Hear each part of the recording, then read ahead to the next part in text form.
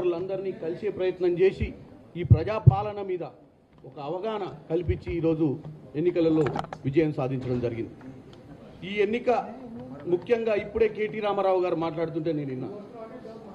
KT Ramarao గారు ముఖ్యంగా మీరు చెప్పాల్సిన విషయం ఏంటంటే, మీరు జూబ్లీ హిల్స్ ఎన్నిక ఒక రెఫరెండంగా చూడాల్సిన అవసరం ఉందని తెలంగాణ సమాజానికి చెప్పిండ్రు. మరి ఇప్పుడు మీరు ఓటమి ఒప్పుకొని జూబ్లీ హిల్స్ ఎన్నికలల్లో రెఫరెండం ఏందో చెప్పాలి. కాంగ్రెస్ పార్టీ ప్రజాపాలన ప్రజలు ఒప్పుకున్నారా, ప్రజలు మెచ్చుకున్నారా లేదా అన్న విషయాన్ని కేటీ రామారావు గారు చెప్పాల్సిన అవసరం ఉండే. కేటీ రామారావు గారు కేవలం కంటోన్మెంట్ నుంచి 3వ స్థానం నుంచి జూబ్లీ హిల్స్లో వచ్చినటువంటి 2వ స్థానానికి ఆనందపడిపోయి ఇవాళ ప్రెస్ మీట్ పెట్టినట్టుకుంది. ఆయనే చెప్తుండు రబ్బర్ బంతి గురించి. ఆల్రెడీ రబ్బర్ బంతిని సెక్రటేరియట్ నుంచి ఇసిరేస్తే గజ్వేల్ దగ్గర ఫామ్ హౌస్లో పడ్డది. ఇక వెనుకకు వచ్చే పరిస్థితి లేదు, అసెంబ్లీకి వస్తలేదు, ఎక్కడికి వస్తలేదు రబ్బర్ బంతి. మీరు కేవలం ఇవాళ వచ్చి కాంగ్రెస్ పార్టీ విధి విధానాలు ఇప్పటికైనా మార్చుకోమని చెప్తున్నాం. ఇంకేం మార్చుకుంటాం ఆయన మేము మాకేం చేయాలనో మాకు చెప్పాల్సిన అవసరం లేదు. నువ్వు first of all KT Ramarao గారైనా హరీష్ రావు గారైనా బీఆర్ఎస్ నాయకులకు నాకు ఒక విన్నపం.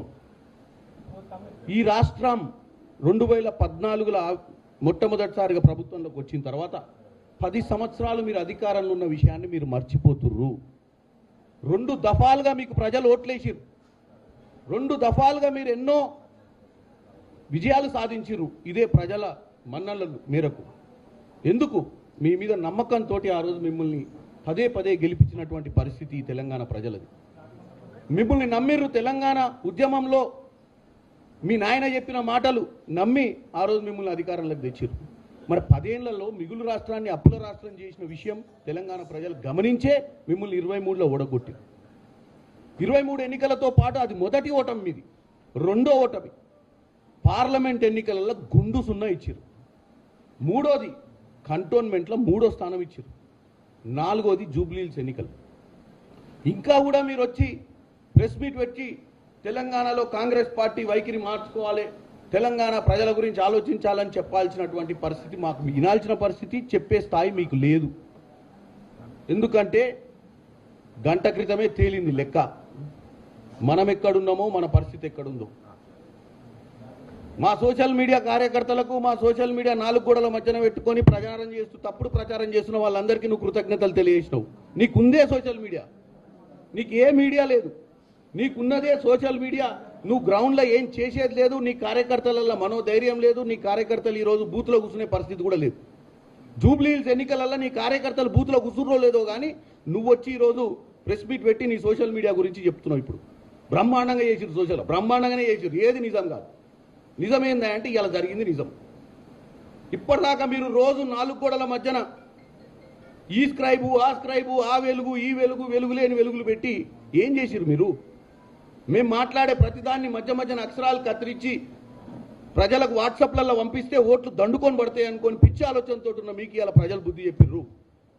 ఇప్పటికైనా కేటీ రామారావు గారు, హరీష్ రావు గారు, బీఆర్ఎస్ నాయకులందరికీ నాది ఒకటే విన్నపం. కన్స్ట్రక్టివ్ అపోజిషన్గా ఉండండి. ఎస్, మేము కూడా నేర్చుకున్నాం. ప్రతి ఎన్నికలు మేము ఈరోజు ఇంత సక్సెస్ఫుల్ ఎన్నికలు చేసినా కానీ ఈరోజు మాకు కూడా కొన్ని విషయాలు అర్థం చేసుకొని ముందుకు పోవాల్సిన అవసరం ఉంది. ఈరోజు మీరు కేవలం మా కుటుంబంలో ఉన్నటువంటి చిన్న చిన్న టీ కప్పులో తుఫాన్ లాంటి సమస్యలను ఒక పెను తుఫాన్ కింద చూపించి ప్రజలను మభ్యపెట్టి ఇక పాలన అయిపోయింది, వీళ్ళు పాలన చేత కాదని చెప్పి ప్రయత్నం చేసినావు. ఇలా మా ముఖ్యమంత్రి రేవంత్ రెడ్డి గారు అందరినీ సమన్వయం చేయగలిగింది. ఈ ఎన్నికకు ఆయన ఒక క్యాప్టెన్గా సక్సెస్ఫుల్ అయ్యింది. అలా ఒక టీంని మా అందరినీ ఒక వ్యవస్థను ఒక దగ్గరికి చేర్చి ఒక ఎన్నిక ఎట్లా చేయాలి, 3 సార్లు ఓడిపోయినటువంటి జూబ్లీ హిల్స్ ఎన్నికల 407 బూత్లలో ఏ విధంగా పనిచేయాలని చెప్పి ఇలా మా అందరికీ ఒక కొత్త అధ్యాయాన్ని నేర్పించాడు. మేము కూడా చాలా నేర్చుకున్నాం ఈ ఎన్నికలల్లో. ప్రతిసారి ఎన్నికలల్లో ఓటింగ్ ప్యాటర్న్ నడిచేటప్పుడు కూడా ఎంతోమంది ఓటర్లు ఇవాళ జూబ్లీ హిల్స్లో 48% ఓటింగ్ కావడానికి కారణం 70% ఓట్లే ఉన్నాయి. అక్కడ 30% ఓట్లు సెటిలర్స్ చాలా మంది బయటికి పోయి ఇవాళ ఎక్కడెక్కడైతే కాంగ్రెస్ ఐడియాలజీ తోటి మేము కనెక్ట్ అయిన ఓటర్లను ఎట్టి పరిస్థితుల్లో ఓట్లు వేయించుకోవాలని మా యొక్క బూత్ కమిటీ సభ్యులు ఆ యొక్క బూత్కు సంబంధించినటువంటి బూత్ కమిటీ సభ్యులే ఒక్కొక్కరు 50-60 ఓట్లను పంచుకొని వాళ్ళు ఇంటింటికి పోయి దండం పెట్టి మీరు కాంగ్రెస్ పాలనను మీరు మెచ్చిర్రు మాతో చెప్పి ఇప్పుడు వచ్చి మీరు ఓటేయకపోతే ఇది తప్పుడు సంకేతం పోద్దని చెప్పి బూత్ మేనేజ్మెంట్ చేసిర్రో దాన్ని మేము ఈరోజు బూత్ కమిటీ సభ్యులందరినీ ఈ నియోజకవర్గంలో ఉన్నటువంటి బూత్ సభ్యులందరినీ కూడా నేను ఇలా మనస్ఫూర్తిగా కాంగ్రెస్ పార్టీ తరఫున అభినందిస్తున్నా. ఈ గెలుపు మీదే. కాబట్టి కేటీ రామారావు గారు మీరు ఇది ఒక్క ఉప ఎన్నికనే అంటున్నావు ఇందాక ప్రెస్ మీట్లా, ఒక్క ఉప ఎన్నికకే గింత చెమట వచ్చి గింత పరిశాన్ అయ్యారని. ఒక్క ఉప ఎన్నిక కాదు కేటీఆర్ గారు, గతంలో 3వ స్థానంలో వచ్చిర్రు మీరు కంటోన్మెంట్లా, అంతకుముందు గుండు సున్నా వచ్చింది పార్లమెంట్లా, అంతకుముందు 23లో మిమ్మల్ని ఫామ్ హౌస్కి తరలి పంపిర్రు, ఇంకా కూడా మీరు నమ్మట్లేరు. ఇప్పుడు ఎక్కడో వెస్ట్ బెంగాల్లో ఏదో రాయికి జరిగినటువంటి జడ్జిమెంట్ గురించి చెప్తున్నావు పతివత మాటలు. అసలు ఈ యొక్క సంస్కారం మొదలైందే మీ దగ్గర నుంచి.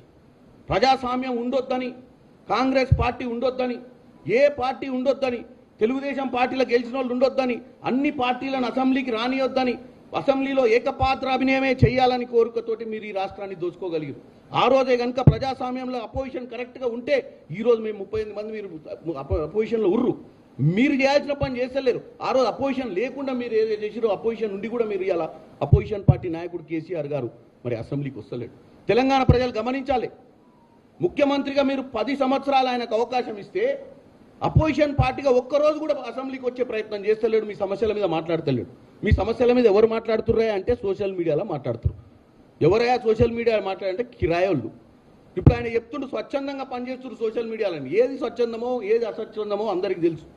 కాబట్టి కేటీ రామారావు గారు మీరు ఈరోజు తెలంగాణ ప్రజలకు మీరు ఇందాక ప్రెస్ మీట్లో చెప్పాల్సింది రెఫరెండం గురించి.